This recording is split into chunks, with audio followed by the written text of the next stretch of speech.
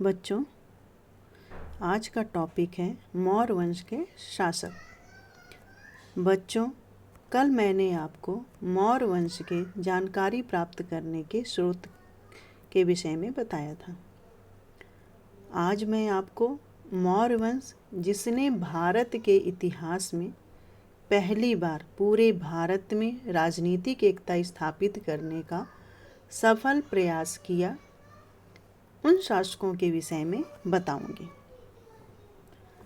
बच्चों, भारतीय इतिहास में जिस सम्राट ने मौर्य वंश की स्थापना किया उसे हम चंद्रगुप्त मौर्य कहते हैं। इसके नाम से उनको हम जानते हैं। बच्चों, चंद्रगुप्त मौर्य भारत के उन महानतम सम्राटों में से एक हैं जिनके व्यक्तित्व और कृतित्व ने इतिहास के पृष्ठों में क्रांतिकारी परिवर्तन उत्पन्न किया था। चंद्रगुप्त मौर्य का उदय इतिहास में एक रोमांचकारी घटना है। बच्चों, अंतिम नंद शासक धनानंद के द्वारा अपमानित होने के कारण चाणक्य ने उसे पूरी तरह से नष्ट करने की प्रतिज्ञा कर ली। संजोगवश चाणक्य विंध्याचल के जंगलों से गुजर रहे थे तो उन्हें वहाँ राजकीलम नामक खेल खेलते हुए एक बालक दिखा। इस बालक से प्रभावित होकर के चाणक्य ने उस बालक को लगभग 1000 कांसार्पण, ये एक प्रकार की मुद्रा है बच्चों, मतलब इसमें उन्होंने खरीद लिया 1000 में, और उस बालक को तक्षशिला ले जाकर 7 से 8 वर्षों तक विविध कलाओं की शिक्षा दिया। इसके बाद चाणक्य ने अपनी कूटनीति एवं चंद्रगुप्त मौर्य के शौर्य एवं युद्ध कौशल के द्वारा नंदवंश के अंतिम शासक घनानंद को पराजित करके मौर्य वंश की स्थापना किया। बच्चों, चंद्रगुप्त ने उत्तरी पश्चिमी प्रांत पंजाब क्षेत्र को अधिकार कर लिया था। इसके बाद जो है मगध पर भी अधिकार किया था घनानंद को पराजित करके। और बच्चों, इसके बाद चंद्रगुप्त ने सेलुकस से युद्ध किया था 305 ईस्वी पूर्व में। बच्चों, सेलुकस जो था बेबीलोन का राजा बना सिकंदर की मृत्यु के बाद। 305 ईस्वी पूर्व में जो 305 ईस्वी पूर्व में युद्ध हुआ था बच्चों, उसमें सेलुकस जो चंद्रगुप्त मौर्य से पराजित हो गया था, और पराजित होने के बाद सेलुकस को चंद्रगुप्त मौर्य से जो है संधि करनी पड़ी। दोनों के बीच जो एक संधि हुई, और जिसके अनुसार, यानी कि इस संधि के अनुसार सेलुकस को अपनी पुत्री हेलेना का विवाह चंद्रगुप्त मौर्य से करना पड़ा। साथ ही चंद्रगुप्त मौर्य को दहेज के रूप में 4 प्रांत भी देने पड़े थे, जैसे कि पहला एरिया, जिसको हेरात कहा जाता है, पेरिस पनिसडाई, काबुल, जेड्रोसिया, मकरान तट, फिर चौथा क्या है, अराकोसिया, कंधार। ये 4 प्रांत थे जो सेलुकस ने चंद्रगुप्त को दिया था। बच्चों, सेलुकस को अपना एक राजदूत भी जो है चंद्रगुप्त मौर्य के दरबार में भेजना पड़ा था, और जिसका नाम क्या था, मेगस्थनीज। और इसी ने आगे चल कर के इंडिका नामक ग्रंथ की रचना किया था। और इसके बारे में, मेगस्थनीज के बारे में, अभी इससे मैंने जो मौर्य वंश की जानकारी प्राप्त करने के स्रोत को पढ़ाया था, उसमें मैंने मेगस्थनीज की इंडिका को मैंने विस्तार से बल्कि इसको पढ़ाया कि मतलब मौर्य वंश के इतिहास जानने के लिए कितना इसका योगदान रहा है इंडिका का। इससे हम मौर्य वंश के इतिहास का बृहद जानकारी हमें मिलती है इस इंडिका नामक ग्रंथ से। बच्चों, इस संधि के अनुसार चंद्रगुप्त मौर्य ने भी सेल्यूकस को भेंट स्वरूप जो है 500 हाथी उपहार में दिए थे। बच्चों, इस प्रकार अपने विजय अभियानों के फलस्वरूप चंद्रगुप्त ने एक विशाल साम्राज्य की स्थापना किया था, साथ ही लगभग समस्त भारत को एक राजनीतिक सूत्र में बांध दिया। बच्चों, चंद्रगुप्त का साम्राज्य विस्तार पश्चिम में हिंदुकुश पर्वत से पूर्व में बंगाल की खाड़ी तक तथा उत्तर में कश्मीर से दक्षिण में कर्नाटक के मैसूर तक विस्तृत था। बच्चों, जैन ग्रंथ में उल्लेख मिलता है कि चंद्रगुप्त मौर्य ने अपने पुत्र को सिंहासन सौंपकर चंद्रगिरी पर्वत, ये कर्नाटक में स्थित है, वहाँ चला गया और वहीं तपस्या करके संलेखना पद्धति से अपनी जीवन लीला को समाप्त कर लिया। संलेखना पद्धति बच्चों उपवास द्वारा आत्महत्या है। बिना भोजन, मतलब इसमें भोजन ग्रहण नहीं किया जाता था और जब आदमी उपवास हमेशा रहेगा तो स्वाभाविक सी बात है एक दिन मतलब वो मर जाएगा। तो ये एक तरह से उपवास द्वारा आत्महत्या इसको कहा, क्योंकि वो जैन धर्म का, चंद्रगुप्त मौर्य जो था वो जैन धर्म का अनुयायी था। बच्चों, चंद्रगुप्त मौर्य के पश्चात बिंदुसार राजा बना। बिंदुसार को जो है अमृत घात के नाम से जाना जाता है। अमृत घात का मतलब होता है शत्रुओं का नाश करने वाला या शत्रुओं का संहारक। बच्चों, बिंदुसार के समय में तक्षशिला में अमात्यों ने विद्रोह कर दिया था, जिसे दबाने के लिए उज्जैन के प्रशासक अशोक को भेजा गया था। बिंदुसार जो था वो धर्म सहिष्णु राजा भी था। बच्चों, बिंदुसार ने कोई जो है बड़ा युद्ध नहीं लड़ा था, मतलब उसने कोई लड़ाई नहीं लड़ी थी। लेकिन बच्चों, उसके शासन काल की सबसे बड़ी उपलब्धि यही मानी जा सकती है कि उत्तराधिकार के रूप में प्राप्त अपने पिता के साम्राज्य की रक्षा किया था। तो ये बहुत बड़ी बात थी उसके लिए। मतलब चंद्रगुप्त मौर्य से जो उसको मिला था जो साम्राज्य, वो बिल्कुल उसी तरह से उसने बहुत अच्छे से उसकी रक्षा किया था उस साम्राज्य की। बच्चों, बिंदुसार के बाद मौर्य वंश का शासक अशोक बना। कौन बना? अशोक। अशोक के विषय में आप लोग जानते हैं। बच्चों, न सिर्फ जो है मौर्य वंश के शासकों में बल्कि प्राचीन विश्व के महानतम शासकों में अशोक की गणना की जाती है। बच्चों, अशोक जो है विश्व का प्रथम शासक था जिसने साम्राज्यवादी युग में युद्ध नीति का त्याग करके अपनी प्रजा को अपनी संतान के समान समझा। ये मतलब उसके अभिलेखों में भी मिलता है, इसका उल्लेख किया गया है कि वो अपनी प्रजा को अपनी संतान के समान समझता था। बच्चों, अशोक को उसके अभिलेखों में देवा नाम प्रिय कहकर संबोधित किया गया है। उसे जो है प्रियदर्शी और बुद्ध शाक्य भी जो है कहा गया है। किन किन नामों से जाना जाता है उसको? देवा नाम प्रिय, प्रियदर्शी और बुद्ध शाक्य। बच्चों, अशोक की माता का नाम सुभद्रांगी था और उनकी पत्नियों के भी नाम, कई पत्नियां थीं उनकी, जैसे महादेवी, रक्षिता, पद्मावती, असंधिमित्रा और करुआकी। करुआकी का तो मतलब यहाँ मिलता है साच प्रयाग स्तंभ लेख में। अशोक का जो प्रयाग स्तंभ लेख है उसमें करुआकी का नाम मिलता है। बच्चों, सम्राट अशोक जो है 273 ईस्वी पूर्व में सिंहासन पर बैठा था,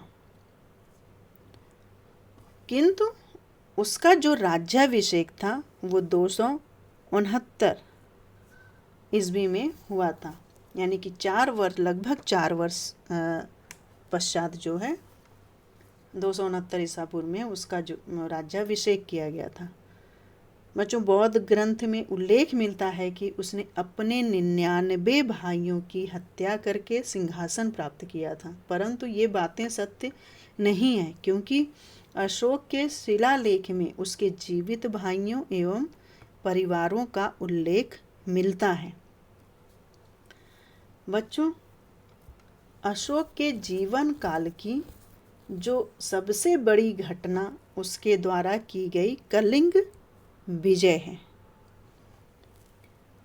और कलिंग जो है वर्तमान उड़ीसा में स्थित है। कहाँ स्थित है बच्चों? कलिंग उड़ीसा में स्थित है। अशोक ने कलिंग की विजय जो है अपने शासन काल के 8वें वर्ष के बाद 261 ईस्वी पूर्व में किया था। कब किया था? 261 ईस्वी पूर्व में कलिंग युद्ध उसने किया था, और जिसका उल्लेख 13वें शिलालेख में मिलता है। कलिंग विजय का उल्लेख जो मिलता है वो 13वें शिलालेख से हमें प्राप्त होता है, और इसके शासन काल के 8वें वर्ष में के बाद किया गया था। ये याद रखिएगा बच्चों। सम्राट अशोक द्वारा कलिंग पर आक्रमण करने के कई कारण मिलते हैं, जिसमें से प्रमुख हैं जैसे कि पहला है, नंद वंश के बाद कलिंग आज़ाद हो गया था, और अंततः सुरक्षा की दृष्टि से इस राज्य को जीतना जो है बहुत आवश्यक था। बच्चों, दूसरा कारण कलिंग विजय का यह था संभवतः ताकि अशोक कलिंग पर अधिकार करके दक्षिण भारत के साथ सीधे संपर्क के लिए समुद्री तथा स्थल मार्ग पर नियंत्रण रखना चाहता था, और यदि कलिंग स्वतंत्र रहता तो समुद्री और स्थल मार्ग से होने वाले व्यापार में रुकावट पड़ सकती थी, और इसीलिए उसने जो है कलिंग विजय मतलब कलिंग युद्ध किया था। बच्चों, कलिंग को अपने साम्राज्य में मिलाना अशोक के लिए आवश्यक बहुत था, लेकिन बच्चों कलिंग युद्ध में हुए भीषण संहार जो नरसंहार हुआ था और जीते गए मतलब देश की जनता के कष्ट को देखकर अशोक की अंतरात्मा जो है को बहुत तीव्र आघात पहुंचा था, यानी कि बहुत दुख पहुंचा था उसको, और इस प्रकार बच्चों अशोक अपनी शक्ति की पराकाष्ठा पर पहुंच गया था। मतलब इस युद्ध को करने के बाद उसकी जो शक्ति थी वो बहुत बढ़ गई थी, और अपनी युद्ध की नीति को जब शक्ति बढ़ गई, लेकिन उसने फिर भी अपनी युद्ध की नीति को सदा के लिए त्याग दिया तथा मानव का कल्याण करने के लिए धम्म नीति को अपनाकर एक नए युग की शुरुआत किया। इस नए युग में शांति, सामाजिक न्याय और धर्म प्रचार को प्रमुख स्थान दिया। बच्चों, कलिंग विजय के अतिरिक्त जो है अशोक ने खस और नेपाल की भी विजय किया था, और खस की पहचान विद्वानों ने कश्मीर से किया है, लेकिन ये मतलब संदिग्ध है अब भी खस की पहचान। बच्चों, कलिंग युद्ध के पश्चात मौर्य वंश में एक नए युग की शुरुआत होती है।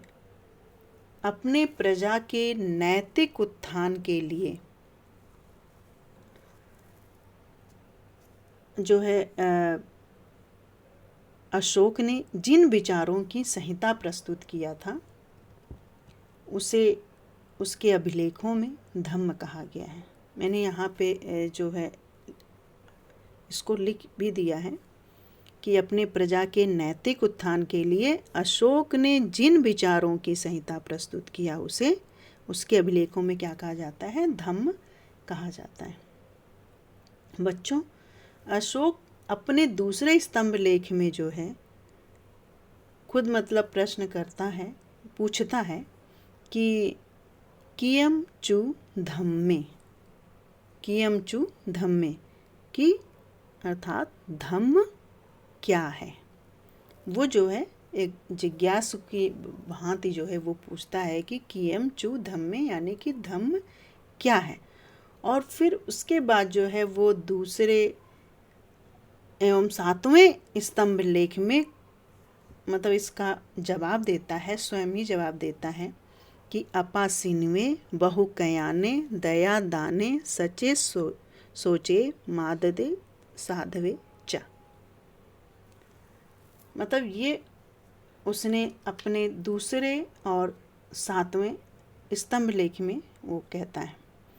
इसका मतलब होता है कि अल्प पाप यानी कि अपा सिनवे अल्प पाप है, अत्यधिक कल्याण यानी कि बहुकयाने, दया है, दान है, सत्यवादिता है, पवित्रता है, पवित्र यानी सोचे, मृदुता है, माधवे, साधुता है यानी कि साधवे।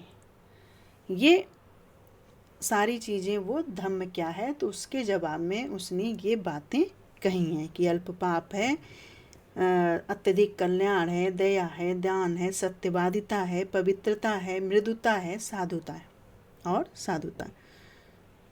बच्चों, धम्म के इन गुणों को व्यवहार में लाने के लिए कुछ बातें भी उसने आवश्यक बताई हैं। और वो बातें हैं जैसे कि प्राणियों की हत्या न करना, प्राणियों को क्षति न पहुंचाना, माता पिता की सेवा करना, वृद्धों की सेवा करना, गुरुजनों का सम्मान करना, मित्रों परिचितों के साथ जो है अच्छा व्यवहार करना, दासों और नौकर के साथ भी जो है अच्छा व्यवहार करना, कम खर्च करना, कम संचय करना आदि। तो ये सारी चीज़ें जो है जब तक आप इन सब बातों का ध्यान नहीं, अपने अंदर इन गुणों को व्यवहार में नहीं लाएंगे तो आप जो है धम्म का पालन नहीं कर पाएंगे। तो धम्म के लिए आपको इन सब बातों का भी ध्यान रखना जो है बहुत ज़रूरी है। बच्चों, इतना ही नहीं, अशोक ने अपने धम्म के प्रचार के लिए धम्म यात्राओं को प्रारंभ करवाया था। धम्म को सुनने एवं उपदेशकों का मतलब उसने व्यवस्था भी किया था। धर्म महामात्रों की नियुक्ति किया था अलग से। पारलौकिक जीवन के दिव्य रूपों का प्रदर्शन करवाया और मतलब कल्याणकारी कार्य करवाए थे उसने। धर्म लिपियों को खुदवाया था उसने और विदेशों में धर्म प्रचारक को भेजा था। मतलब इन सब अपने धर्म के प्रचार के लिए उसने इन सब कामों को किया था। और इसीलिए आज देखिए आसपास सब जगह जो है बौद्ध धर्म स्थापित हो गया है। ये अशोक की ही देन थी जो हर जगह अशोक ने बौद्ध धर्म को फैलाया। बच्चों, अशोक की मृत्यु 237 ईसा पूर्व में हुई थी और इसकी मृत्यु के बाद कई मौर्य शासक हुए, परंतु वे उतनी ख्याति प्राप्त नहीं कर सके क्योंकि वो योग्य तो थे नहीं। और मौर्य वंश का जो अंतिम शासक था बृहद्रथ, कौन था? बृहद्रथ था अंतिम शासक मौर्य वंश का। वह एक अयोग्य शासक था। उसने राजकाज एवं सैनिक संगठन मामलों में जो है कोई दिलचस्पी नहीं ली, बल्कि हमेशा जो है भोग विलास में लिप्त रहता था। इसी का लाभ उठाकर बृहद्रथ के सेनापति पुष्यमित्र शुंग ने उसकी हत्या करके मौर्य वंश का जो है अंत कर दिया और शुंग वंश की स्थापना किया।